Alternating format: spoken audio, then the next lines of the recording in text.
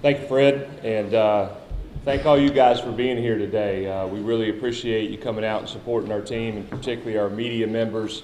This is a big opportunity for us to really promote both our men and women's basketball programs, so thank you for being here. I'm going to start just talking about our senior class for a moment. I've always believed that your seniors, in large part, have everything to do with your success or lack thereof. And I really believe that this is a senior class that's destined for great success. And so I want to take a minute to introduce each one of them, just our seniors. Brett Warner, who's at the head table. And Brett's mother and grandmother are here today, so I thought that was really neat that they came up to visit with us. And just hold your applause to the end, please. Cedric Harper, Armand Benford, Rashid Bell, Cornelius McIntosh, Clifford Fernandez, which many of you remember was on our football team, and Mitchell Keller. So obviously that's a pretty big senior class. But they have done nothing but lead and set the example and make sure that our guys, our new guys, are understanding how to get where we want to get to and the importance of the process and working hard every single day. And it's not just on the court, it's in the classroom, it's in the weight room. It's all the little things that you do that make the big difference.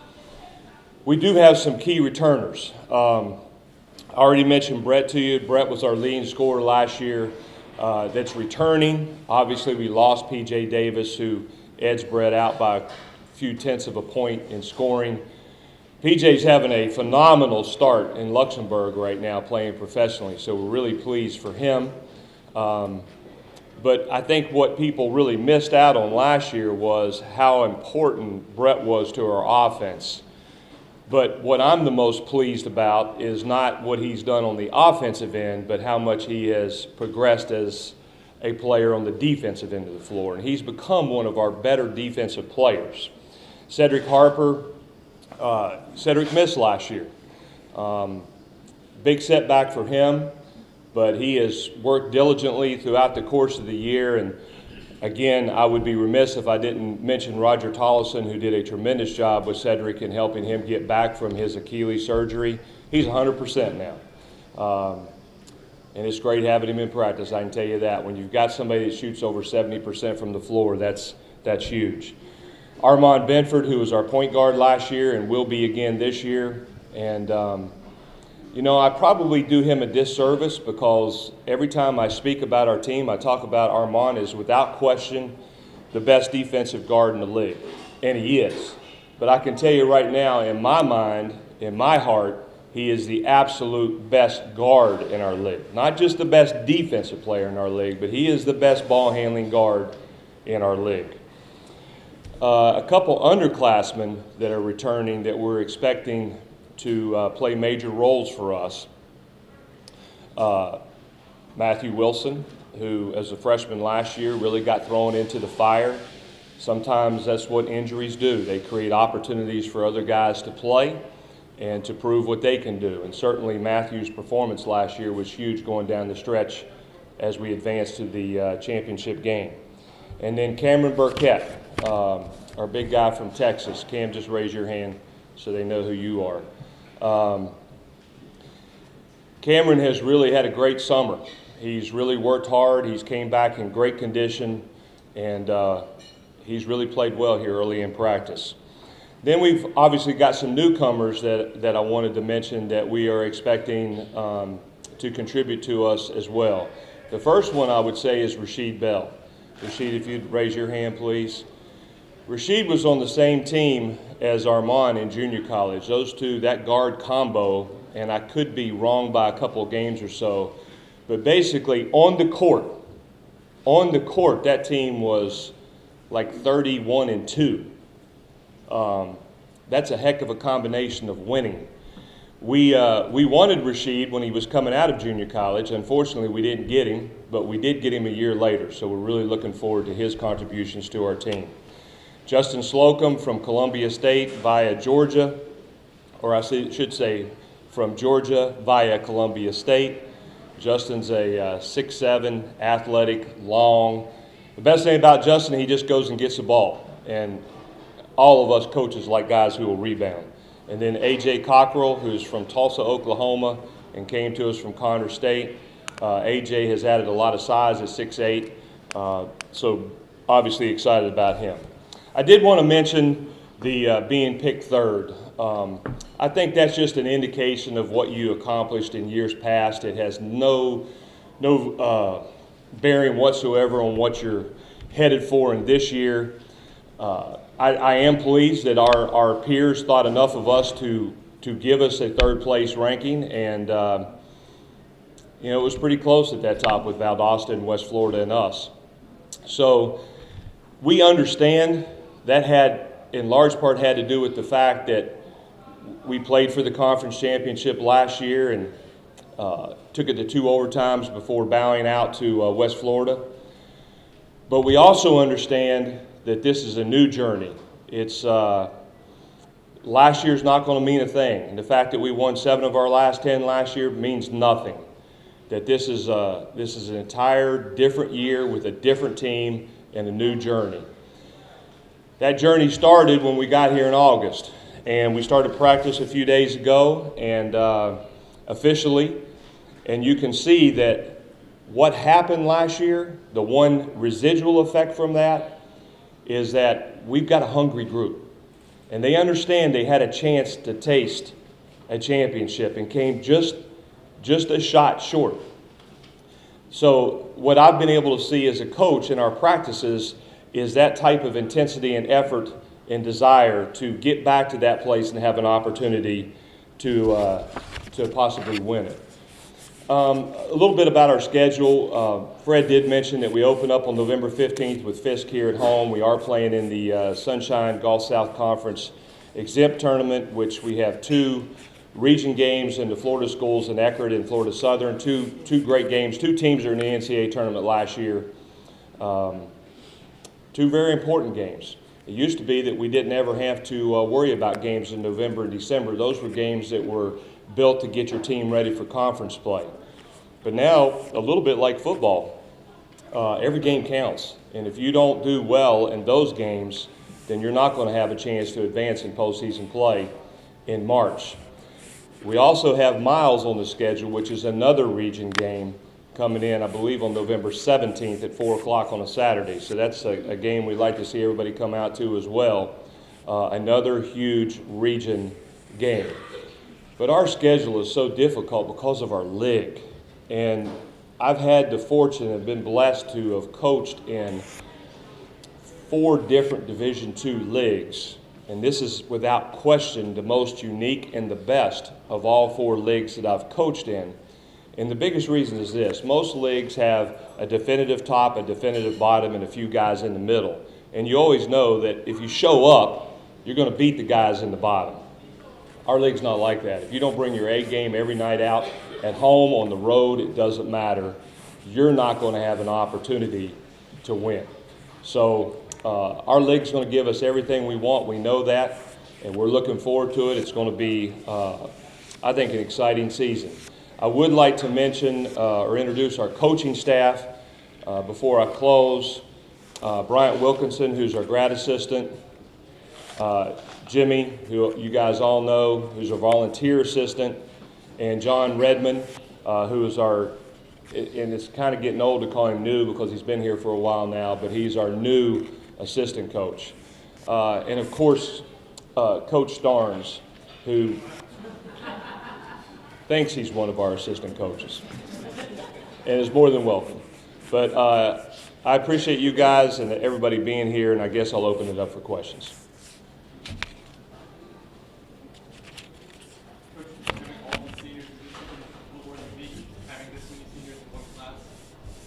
It is very unique, and it's not something that happens often because you try to at least have some balance in your classes. But you know, with Mitch, Mitchell Keller was declared ineligible by the NCAA due to the fact that he played in a couple of games when he was in Australia in his grace period. which is a complicated deal, which only Mitch Keller, I think, is the only person in the history of mankind that the NCAA nicked on that. But here's what's special about that. Here's a young man that's got a 3.6, 3.7 grade point average. He's ready to graduate in May. He's not playing a second. He knows he's not playing a second, and he's in practice every day giving us everything that he has to be here to get his degree from Delta State. I think he deserves a big hand for that.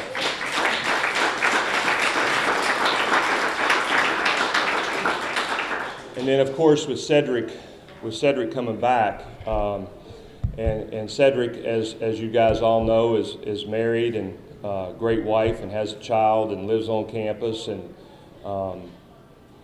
you know, there was one happy coach and about one happy head coach and about 12 other very unhappy head coaches in our league when he made a decision to return this year. But that kind of set off the imbalance in our class.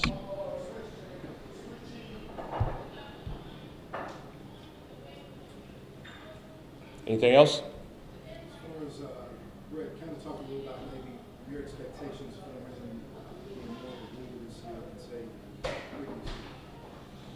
Well, that's part of our program. As our guys mature and grow up and go through our program, that's expected that they become the leaders. You know, last year, P.J. Davis was our leader. Brett obviously contributed to that, and so did Armand. This year, Armand and Brett are our leaders. We've got 7 seniors that we expect them to lead as well, but those two are the guys that we look to as coaches to lead our team and make sure that our culture is being applied at all times. And being a leader is not an easy thing. It's a hard thing. It means sometimes you're not the most popular guy. It means sometimes that you've got to make statements that other people don't want to hear. You've got to be a truth teller. And I think both of those guys are more than capable of doing that and have done a remarkable job to this point. As a whole, what are the aspects of the strength of your offense and the strength of your defense? That's a great question, Andy. We had a green-white scrimmage on Saturday that I wouldn't have a lot to say about our defense. So I don't know if that's how good our offense was or how bad our defense was. But we'll find out as we go forward. We've got a scrimmage game this Saturday, and then we follow that up with Southeastern Louisiana on Tuesday night there, Division I school exhibition, and Mississippi Valley, not this Saturday, but the next Saturday, obviously, another Division I exhibition. So in those 2 games, that'll tell us a lot about where we are, what we need to do, and we kind of use those as a measuring stick. So at the end of that period, when we're heading into the opener, we'll know a lot more about our defense and our offense. I do know this. We've got 2 of the better defensive guards in the league in Brett and Armand. And when you put Cedric Harper behind him, and that's what people miss out on Cedric Harper. He was one of the leaders, if not the leader in our league 2 years ago in block shots. But he cleans up a lot of messes, and he's got great instincts defensively, and we really missed him on that end of the floor last year. So he'll make a major impact there as well. I would hope, Andy, that this would be one of our best defensive teams due to our athleticism, our length, and our experience. Offensively, that's always a work in progress. That's more about chemistry and guys getting to have an opportunity to understand and play to their roles. That takes time. It's not something that happens overnight. That's the reason if you watch LeBron here and he goes around from team to team, it takes a while for that team to really gel and become a good team, because chemistry is a fickle thing, and when you've only got 5 guys on the court at the same time, they've got to be able to play together and understand their roles. Anything else? Well, thank you again. Are you going to close it up here, Fred, or you want me to do it, or you want to? That'd be great. They'd like to bring Brett up to say a couple words, so I'm going to I'm going to leave the podium to Brett.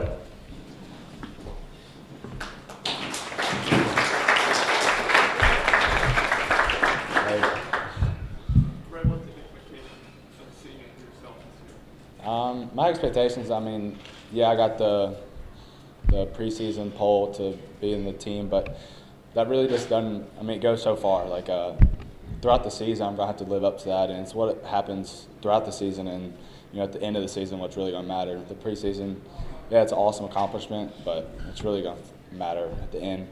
And, you know, just I'm so excited about this team, and, I mean, I've had big shoes to fill, like Devin. I mean, everybody knows Devin, and PJ. It's just the leadership that's always been there, and me and Armand and said we're going to have to step up this year. Like you said, we have 6 seniors this year, so I mean that's a big number. But the team's always coming together, and I think, you know, we're going to really shock people. And the third thing, I think we should be first. So. What have you worked on your game during the off season? I worked on a lot of things. I took a summer class, not because I had to or anything, just to kind of be here. I really wanted to give it all I had this year, and I stayed here an extra month and a half just during the summer just to work out with Bryant. We worked out twice a day, every single day. So we did a lot of shooting, speed, quickness. I've been working on, my quickness a lot and trying to be a better defender. How would you describe the chemistry so far with the team as far as you guys just kind of meshing together? Yeah, like Coach said, we had a scrimmage the other day, and it was awesome to see. Yeah, things didn't go well sometimes, but the chemistry that our bigs have together already, I mean, AJ and Justin hit high-low like it's like ridiculous. I've never seen two posts just go into a high-low action faster than they did. So, I mean, everybody's going together really well, and, you know, it's the chemistry's building. We're getting there, but it's just where people are going to be in this moment, that moment. I mean, it's a work in progress, but it's there. After last year coming so close to winning the conference title and beating the regional, how much has that been on your mind since last year? I mean, yeah, it's heartbreaking, but I don't think people understand that, like, we have something that we can accomplish this year that teams that, I mean, Devin's an amazing player, and he didn't get this chance to be that close in a championship game to, you know, so it's ridiculous how long the season is, but yeah, every game matters and every game counts, but when you get down to the wire, it's, you know, those last few games, like, we didn't have the best of season that, you know, record-wise, but I mean, we did something that no other team has in a while, so it's been on my mind a lot, and like I said, I'd do anything I can to, you know, have an extra shot in that last game. And everything that we go through, every practice, every weight session, every early morning run, it leads to, that's what's going to come out in the last game, the last shot, the last buzzer. So, I mean, it's always on our mind, but you got to move past that, and, I mean, it's a new season, and we want to be at the other end of it this year. So. Well, you played a lot of minutes last year, maybe up to read the minutes played. Is that something that you embrace as far as taking on that kind of work? I mean, it's tiring sometimes, but the amount of work that we put in, and I mean, like Coach always says, it's however hard you go in practice is how hard you can go in the game, and your habits are going to reflect on, you know, what you do in practice. So if I'm pushing myself, if our team's pushing each other every second in every practice, then yeah, you're going to be fatigued, but the habits that are pulled out in the last second of the game is going to be good habits because of how hard we work in practice every single day. And I think Coach made a good point the other day in practice that stuck with me. It's if I'm going easy on my teammate in practice, it's not doing anything for him. We need to push each other because, you know, in the game, they're not going to give us breaks. They're not going to be easy on us. So if I'm pushing Rashid as hard as I can, then I want him to do the same for me, and that's what's going to happen in the game. Anything else? All right, thank you.